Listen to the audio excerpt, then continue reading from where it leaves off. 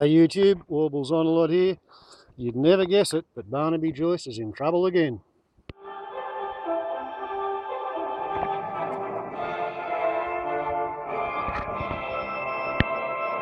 Good afternoon, Gina Rhinestone with ABC News. The Office of Deputy Prime Minister Barnaby Joyce has changed an incorrect military service record after being contacted by the ABC. National Review reports from Parliament. Barnaby Joyce's official parliamentary biography said he'd served in the Army Reserve from 1995 to 2003, but his actual years of service were 1996 to 2001, a period of 4 years and 10 months, according to his Australian Defence Force record obtained by the ABC. After contacting Mr. Joyce's office last night, it changed the official biography, conceding the dates were wrong, but it hasn't yet answered questions about how that error was made. The ABC understands Mr. Joyce's office provided the incorrect information to the Parliament when he was elected in 2004. Police say a man. Okay, Barnaby Joyce, yet again, has provided a source of embarrassment for the Turnbull-Joyce coalition government. Less than 6 hours since the National Party political hatchet men had gathered together this morning and said, well, we're not going to ask him to resign just yet because there's nobody to replace him, and we're really sort of hoping this will blow away and go under the table, just shrink down. Can everybody stop talking about it, please? But if anything else crops up, well, he's history. He's toast. And now he's been caught lying on the parliamentary record about his military career, because 4 years and 10 months in the Army Reserves is not 8 years. And he told everybody he was in the reserves for 8 years. Okay. He doesn't pretend he was at the Battle of Long Tan, but he's in that sort of corner of the back paddock behind the RSL where the bullshit artists go to swap their lies. So this comes on top of there being a three-way split in the National Party at the moment.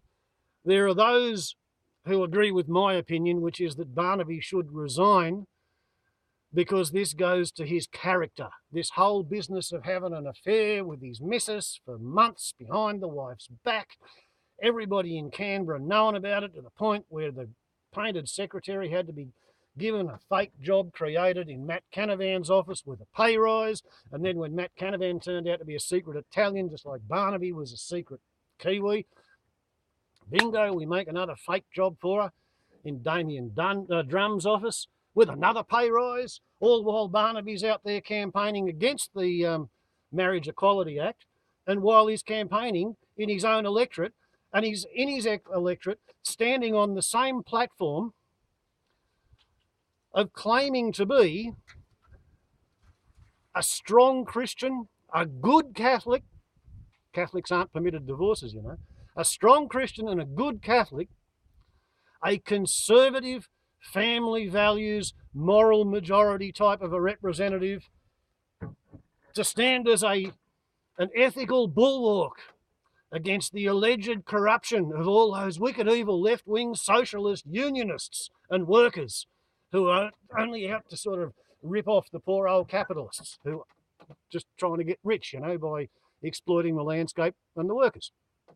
Yeah, Barnaby has built his whole political career on his moral rectitude,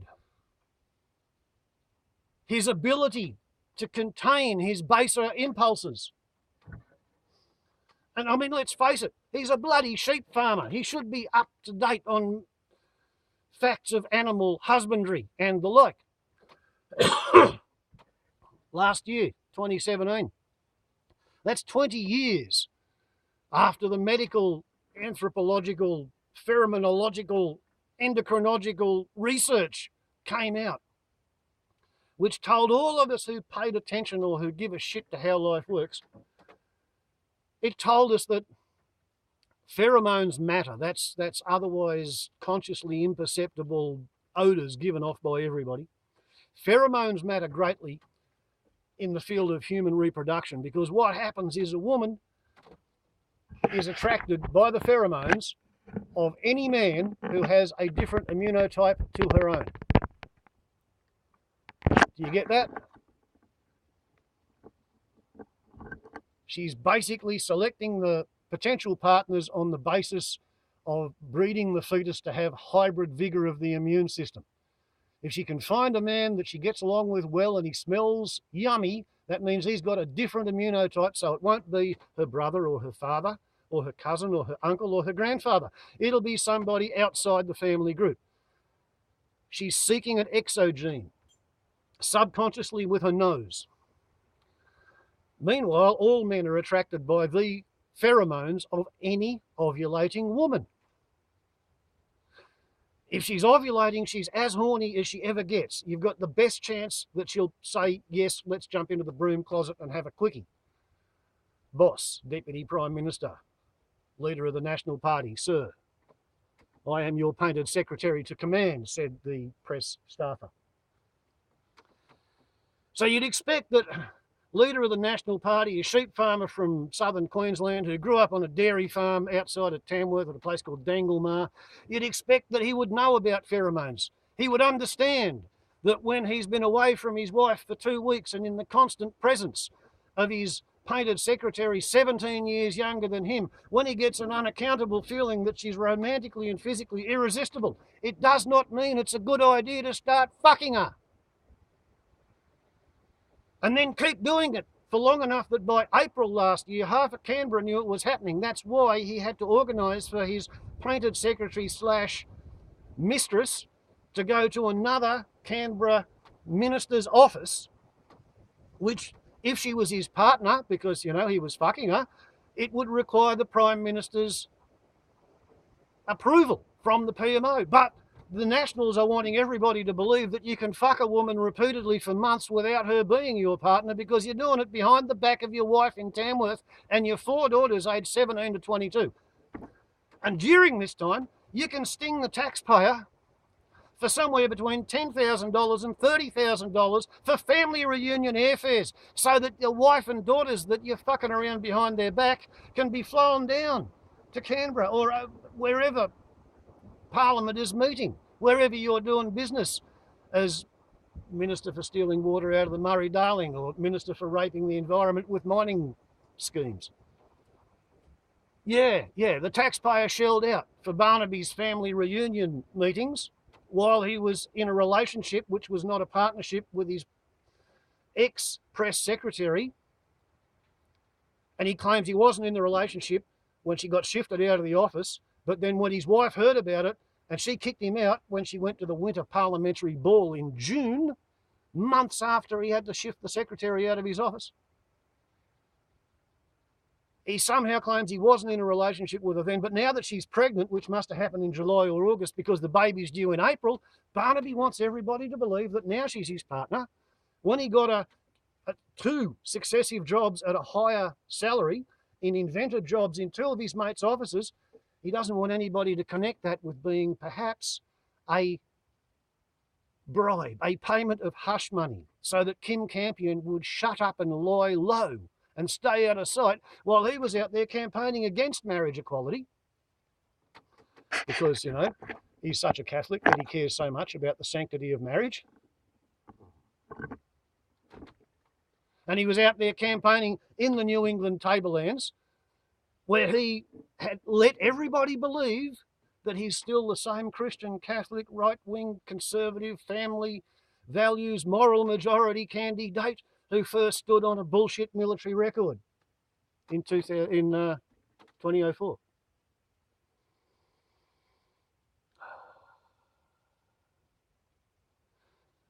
What can you say?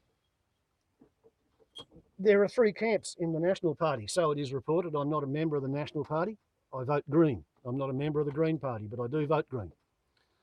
One of the camps suggests that Barnaby cannot recover from this because it's one in a long line of incidents which go to his judgement and highlight his character failings.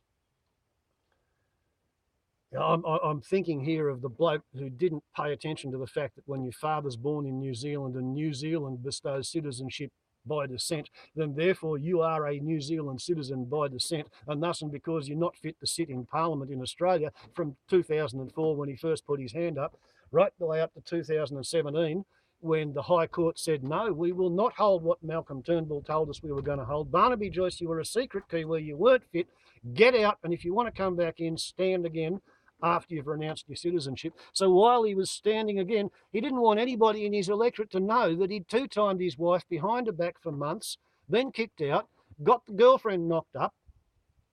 Oh no, he didn't tell anybody officially in the government or in the electorate that he had broken up with his wife until after the election, first week of December. On the 27th of November, I got him in the main street of Glen Innes on camera, and he was asked, how's your family values? And he said, yeah, they're great. How's your wife and kids? Yeah, they're okay. Much smaller wave and a fainter little bleep. And how's your girlfriend in Canberra? And he went bright red and he shut up. And he ran away. And he wouldn't answer those questions, and he ran dead the whole campaign. So I reckon he's been elected on false pretenses. I don't think you can say that the electorate fairly elected Barnaby, because Barnaby is not who he pretended to be. Barnaby is a figment of Barnaby's public relations and marketing office. Barnaby wants you to believe that he has good judgment, the sort of judgment who says, oh yeah, let's fuck the secretary in the broom closet. The sort of judgment that says when somebody asks him about his pregnant secretary girlfriend in the Graham pub, oh, I'm not going to fucking stand for that. I'll try and knock your head off because I'm a big buffhead. I'm Barney Baby the buffhead. Baby's daddy. Little head rules big head. He's a low hound. Okay, so that's what one big chunk of the National Party thinks. There's another little small chunk who thinks, well, shit, we haven't actually got anybody who's up to Barnaby's level of performance to be the leader, so we better keep him because otherwise we're up shit creek. Meanwhile, the first mob are thinking to themselves, well, the longer you keep Barnaby in there, the more we look like a bunch of sleazebags, a bunch of hypocrites, a bunch of fucking liars. Right? And then, of course, there's the sort of man who thinks that it's admirable to be fucking your secretary behind your wife's back. You know, oh, gee, I wish I had a bloody girlfriend, said one fella who I thought should have known better. And there's, of course, there's the sort of women who think that it's a pretty good idea to go and fuck the married boss because that'll get you further up the chain of power quicker, especially when you're in your early 30s and you're a nulliparous woman. You know, like the biological clock's ticking and Barney's got a farm or two, and yeah, I can see how that one would work. He might be very attractive to a woman whose charms are fading. Anyway, they're your groups. The people who know that Barnaby Joyce is unelectable because half of the National Party voters are women, and women don't actually, most of them, like the idea of a low hound. You know, that's a man who's got no more self-control than a puppy dog, and he's doomed to go sniffing around the tail of any bitch he thinks might be in heat. Any bitch he thinks might be in heat, just because she's there, it's available. You know, don't you ever let a chance go by. Oh no. He thinks he's bloody Alvin Purple and he's 50 years old.